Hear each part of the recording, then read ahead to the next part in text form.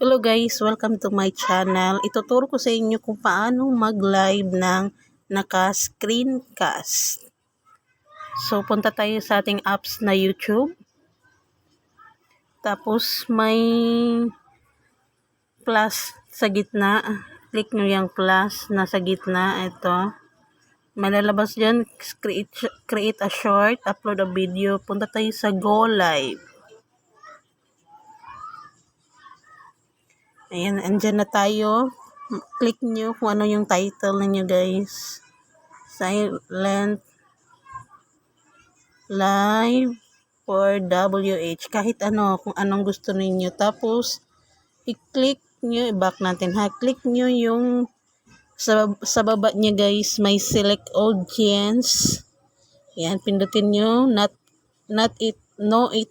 It's not made for kids. No, it's not made for kids. Ayan. Tapos, kung gusto nyo lagyan ng description, add nyo ng description, silent, live. Ganyan lang ginagawa ko guys sa live ko. Tapos, back. Andun na yun. Ito yung sa baba niya guys, description, location, screencast. Click nyo yung screencast. Yan, on nyo yan. Naka-on na siya. Yan, naka-white na. Off natin ulit. Tapos, on nyo. Yan. Pag na-on nyo yan, naka-white color na siya. Tapos, click nyo yung schedule nyo. Kung kailan kayo mag-live. Yan. Example lang natin, 5 a.m. Tapos, sa baba ng schedule, guys, may advanced settings dyan. Pindutin nyo yan.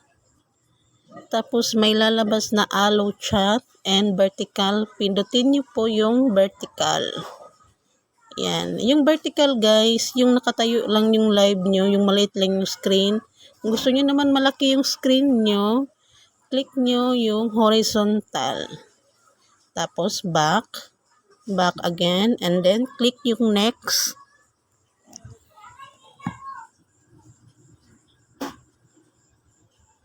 Andyan na, okay na tayo guys. Kung gusto nyo lagyan ng thumbnail, click nyo yung lapis na nasa screen, tabi ng profile nyo, click nyo yung lapis, tapos click nyo yung done. Okay na yan. Thanks for watching.